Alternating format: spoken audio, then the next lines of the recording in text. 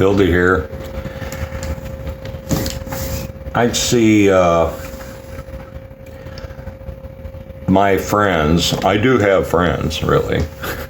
A few internet's friends, and a few normal non-internets, actually, even.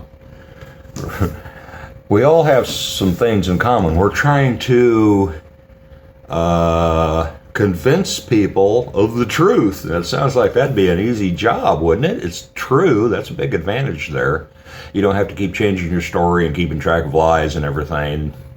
But it's amazing. It's how hard it is. People don't want to be convinced of it. We're trying to find ways of how can we show people we know this is true. We can see it. It's unequivocal.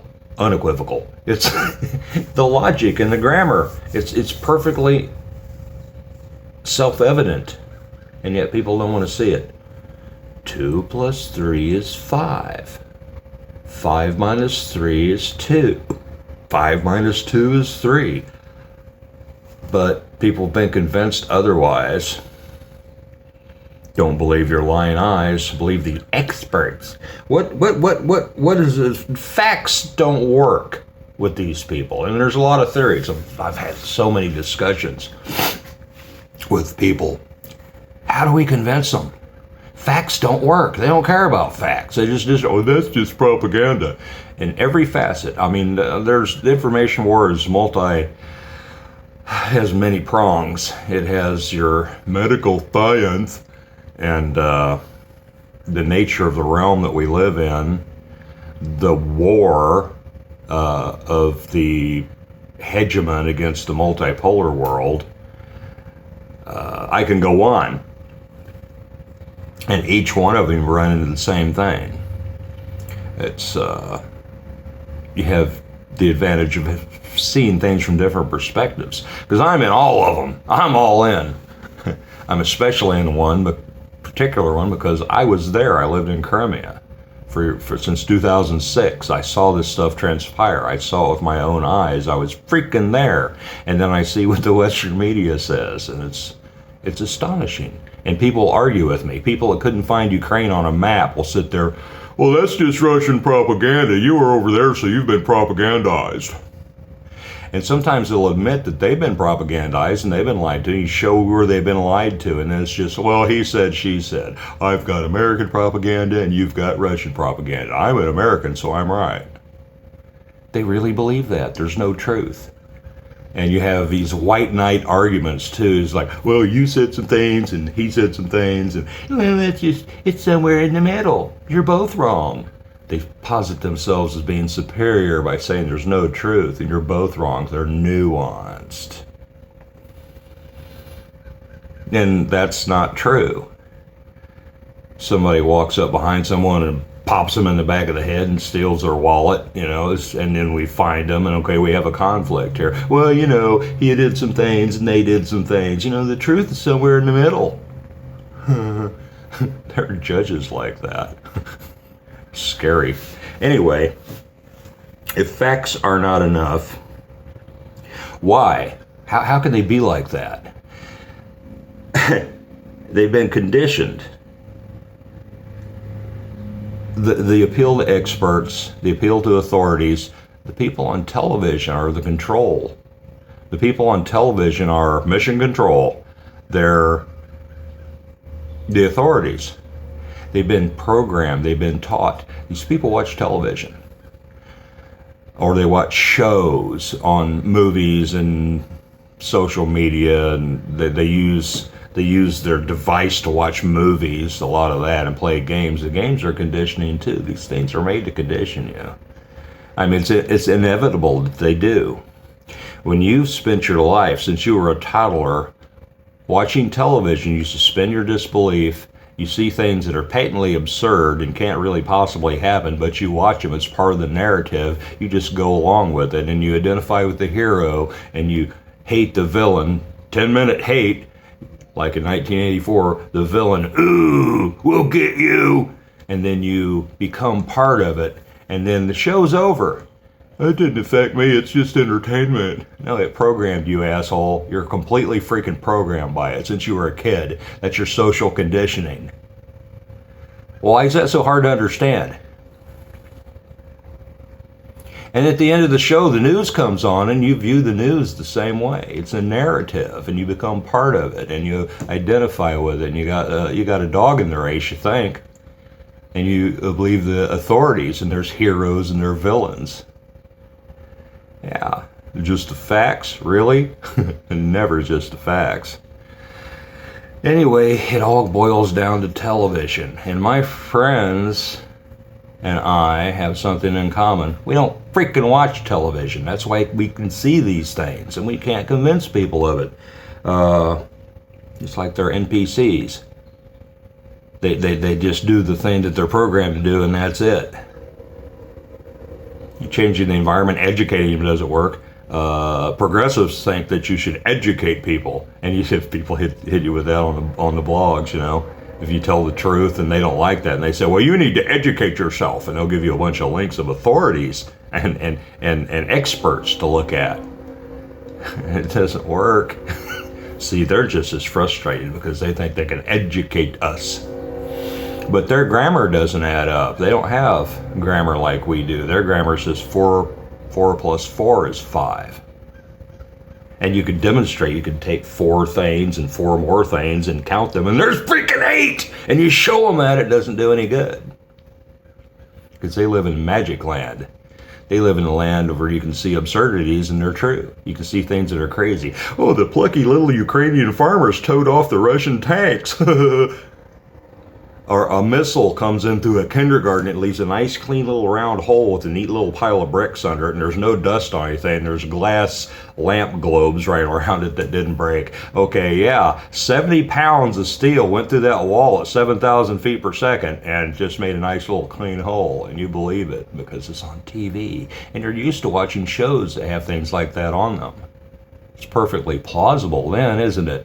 I've seen what missiles do to buildings. I was in freaking Afghanistan for 4 years and Iraq for 2, and I've been in all kinds of buildings. I know what it looks like. It doesn't look like that, but you believed it, and those Russians are bombing the kindergartens.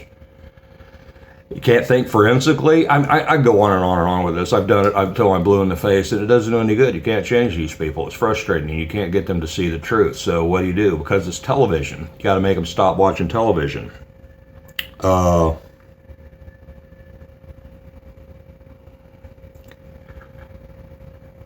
Television appeals to the fear. Fear is a passion. A lot of people are very subject to it. They appeal to all kinds of passions.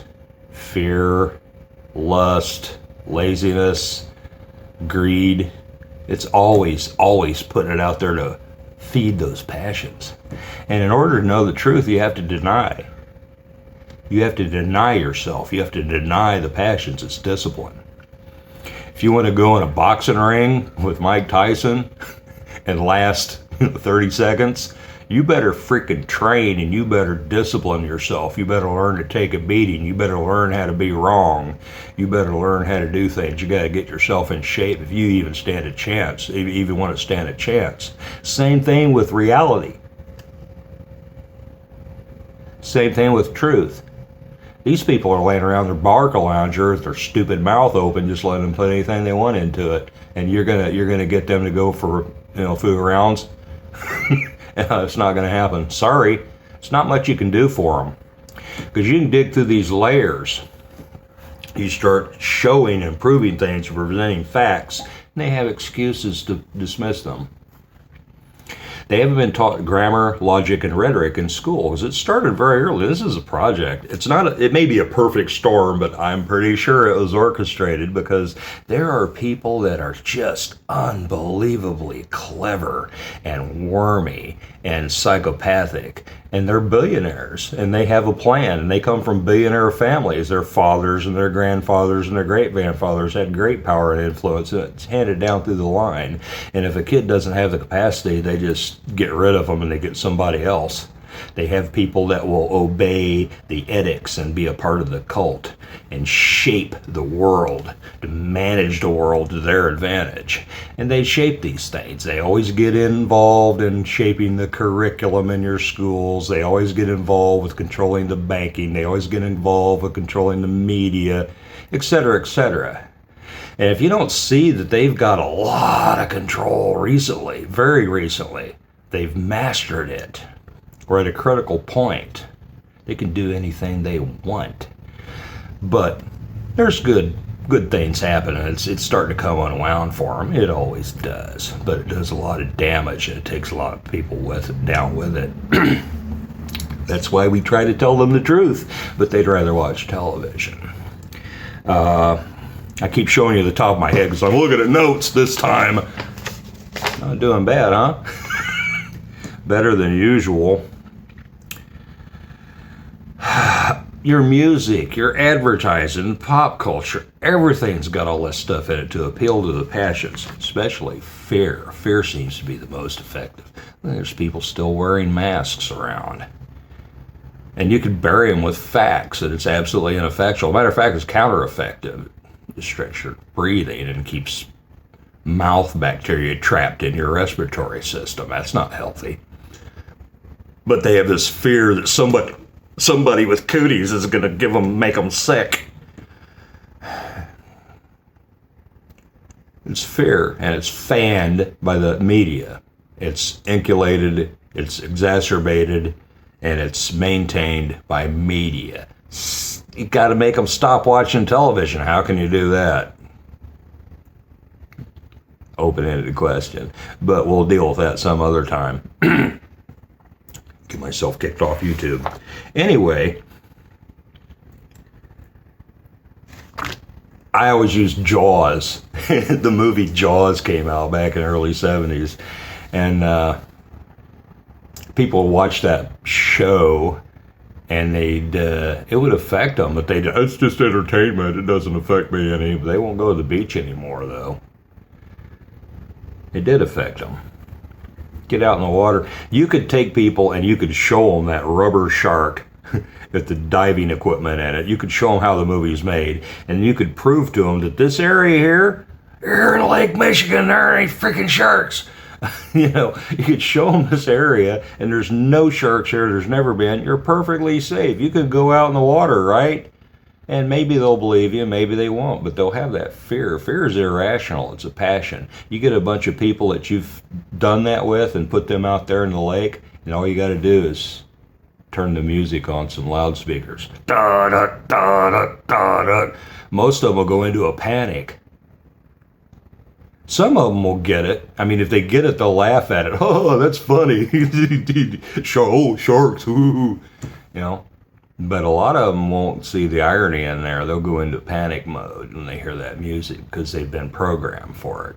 That's just kind of an inkling of how it works. And so many people are programmed. They're pod people. They watch television all the time. They wake up in the morning with the radio with the wacky morning DJ guys, and that's programming. That's stuff that I can't stand to listen to those jokers. All those morning programs all over the country, they're all the same. Ooh, here's a little fact. And they'll tell you something just completely freaking absurd that couldn't possibly be true. But most people believe it because it's on the radio. And it's on the internet too, all these little factoid things that popped up. I had one pop up in my feed. Did you know that there's a dam in China that's so big that it actually slowed the Earth's rotation down, and now the years are like 0.000.5 seconds longer? Does anybody ever ask themselves, how could you possibly know that? There's no criteria whatsoever. And how does time work? How do calendars work? How do you measure the rotation of the Earth? You can do it that accurate. And how does it slow it down, like the Earth is in some sort of a room somewhere where there's air currents outside and there's gravity acting outside? I mean, there's a molten nickel iron ball inside the Earth that's rotating counter to it. Did you know? And they'll just say stuff that's absurd. Some of it's fluff stories, some of it's social, some of it's science, and it's crazy. You have to be an idiot to fucking believe it, and yet people do. And they'll repeat it because they think it makes them look smart. They wake up with this on the radio. and the music. And then they walk into the kitchen and turn on the coffee, and they turn on the TV.